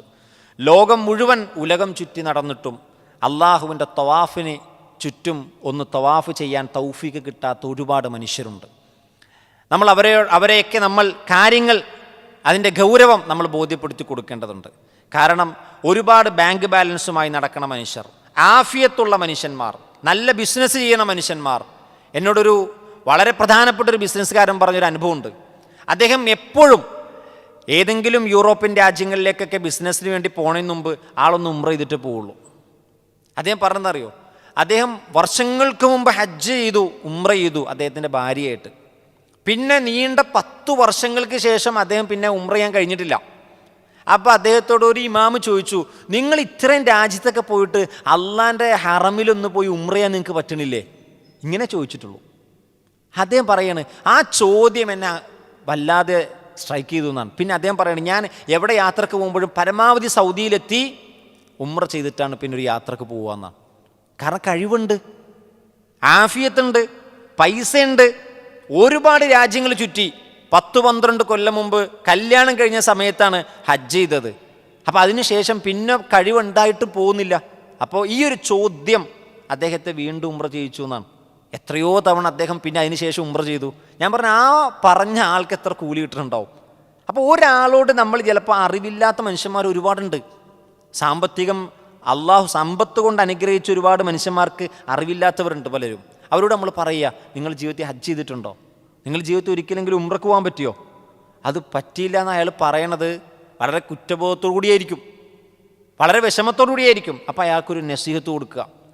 കാരണം ഒരാൾക്ക് സാമ്പത്തികമായും ശാരീരികമായും ഒരാൾക്ക് കഴിവുണ്ട്, വേറെ ഒരു തടസ്സവുമില്ല, എങ്കിൽ അയാളുടെ മേൽ ഹജ്ജ് ഒരു തവണ വാജിബാണ്. ഒരു തവണ ഹജ്ജും ഉംറയും വാജിബാണ്. കാരണം അയാൾക്ക് കഴിവുണ്ട്. അപ്പോൾ അതുകൊണ്ട് തന്നെ നമ്മൾ ഇത്തരം ആളുകളെ നമ്മൾ പ്രത്യേകം അയാൾ ഇത്ര പൈസ ഉണ്ട് ഹജ്ജിന് പോയിട്ടില്ല എന്നുള്ള ആക്ഷേപമല്ല, മറിച്ച് അത്തരം ആളുകളെ നമ്മൾ ഒരു വാചകം കൊണ്ടൊന്ന് ഉണർത്തിയാൽ മതി. ചിലപ്പോൾ അയാൾ ഹജ്ജ് ചെയ്തതിൻ്റെ കൂലി നമുക്ക് കിട്ടും, അയാൾ ഉംറ ചെയ്തതിൻ്റെ കൂലി നമുക്ക് കിട്ടും. അപ്പോൾ ഈ വിഷയം വളരെ ഗൗരവത്തിലെടുക്കണം. ഇവിടെ ഇരിക്കുന്ന എൻ്റെ സഹോദരങ്ങൾക്ക് അള്ളാഹു കഴിവ് നൽകിയിട്ടുണ്ടെങ്കിൽ അള്ളാഹുവിൻ്റെ മാർഗത്തിൽ ഒരിക്കലെങ്കിലും ഹജ്ജ് ചെയ്യാനുള്ള ശ്രമം നടത്തണം. ഉംറ ചെയ്തിട്ടില്ലെങ്കിൽ ഉംറ ചെയ്യാനുള്ള ശ്രമം നമ്മൾ നടത്തണം. കാരണം അത് ഇബ്രാഹിം നബിയുടെ വിളിക്കുത്തരം നൽകലാണ്, അള്ളാഹുവിന് വേണ്ടിയുള്ള ഹജ്ജാണ്, അള്ളാഹുവിന് വേണ്ടിയുള്ള ഉംറയാണ്. പ്രിയപ്പെട്ടവരെ, അതിന് നമ്മൾ ഒരു വിട്ടുവീഴ്ചയും നമ്മൾ ചെയ്യരുത്. പണ്ടത്തെ പോലെയല്ല, ഇപ്പോൾ യാത്ര എളുപ്പമായി. പണ്ടൊരു ഹജ്ജ് ചെയ്യാന്ന് പറഞ്ഞാൽ, ഒരു ഉംറ ചെയ്യാന്ന് പറഞ്ഞാൽ അതൊരു ശ്രമകരമായ കാര്യമാണ്. അവിടെ എത്തിക്കിട്ടിയാൽ കൈച്ചലായി എന്ന് പറയുന്നത് പോലെയാണ്. അവിടെ എത്തിയാൽ ഹജ്ജ് കിട്ടും, ഉംറ കിട്ടും. പക്ഷെ അവിടെ എത്തണം, അത് തന്നെ ഒരു വലിയ കാര്യമായിരുന്നു. എന്നാൽ ഇന്നോ കേവലം 4 മണിക്കൂറും 3 മണിക്കൂറൊക്കെ കൊണ്ട് യാത്ര ചെയ്തെത്തി വളരെ സുഗമമായി വളരെ എളുപ്പത്തിൽ ഹജ്ജും ഉംറയും ചെയ്യാവുന്ന രൂപത്തിൽ കാര്യങ്ങൾ അള്ളാഹു സുബ്ഹാനഹു വ തആല എളുപ്പമാക്കി തന്നിരിക്കുകയാണ്. സൗകര്യങ്ങൾ അള്ളാഹു നമുക്ക് നൽകിയിട്ടുണ്ട്. എന്നിട്ടും നമ്മൾ ഹജ്ജ് ചെയ്തിട്ടില്ലെങ്കിലോ, എന്നിട്ടും നമ്മൾ ഉംറ ചെയ്തിട്ടില്ലെങ്കിലോ അത് വലിയ തെറ്റാണ്. അള്ളാഹു സുബ്ഹാനഹു വ തആല നമ്മളെ കാത്തുരക്ഷിക്കുമാറാകട്ടെ. അള്ളാഹുവിന് വേണ്ടി ആത്മാർത്ഥമായി ഇബാദത്തുകൾ ചെയ്യാൻ അള്ളാഹു നമുക്ക് തൗഫീഖ് പ്രദാനം ചെയ്യുമാറാകട്ടെ. ജീവിതത്തിൽ ഹജ്ജും ഉംറയും ചെയ്തിട്ടില്ലെങ്കിൽ അതിന് അള്ളാഹു നമുക്ക് തൗഫീഖ് പ്രദാനം ചെയ്യുമാറാകട്ടെ. ചെയ്ത ആളുകളുടെ അമലുകൾ അള്ളാഹു സാലിഹായ അമലായി സ്വീകരിക്കുമാറാകട്ടെ. അള്ളാഹു സുബ്ഹാനഹു വ തആല നമ്മുടെ ഈ കൂടിയിരുത്തം സാലിഹായ അമലായി സ്വീകരിക്കുമാറാകട്ടെ. മീസാനിൽ കനം തൂങ്ങുന്ന ഒരു നന്മയായി ഇത് രേഖപ്പെടുത്തുമാറാകട്ടെ. അള്ളാഹുവിൻ്റെ ജന്നാത്തുൽ ഫിർദൗസിലും ഒരുമിച്ച് കൂടാൻ അള്ളാഹു നമുക്ക് തൗഫീക്ക് നൽകുമാറാകട്ടെ. നമ്മുടെ മുൻകഴിഞ്ഞ ചെറുതും വലുതുമായ എല്ലാ പാപങ്ങളും അള്ളാഹു സുബ്ഹാനഹു വ തആല പുറത്ത് മാപ്പ് നൽകി അനുഗ്രഹിക്കുമാറാകട്ടെ. വസല്ലല്ലാഹു വസല്ലമ വബാറക അല നബീന മുഹമ്മദ് വഅല ആലിഹി വസഹ്ബിഹി അജ്മഈൻ വൽഹംദുലില്ലാഹി റബ്ബിൽ ആലമീൻ. സുബ്ഹാനകല്ലാഹുമ്മ വബിഹംദിക് അഷ്ഹദു അൻ ലാ ഇലാഹ ഇല്ലാ അൻത അസ്തഗ്ഫിറുക വഅതൂബു ഇലൈക്. അസ്സലാമു അലൈക്കും വറഹ്മത്തുള്ളാഹി വബറകാതുഹു.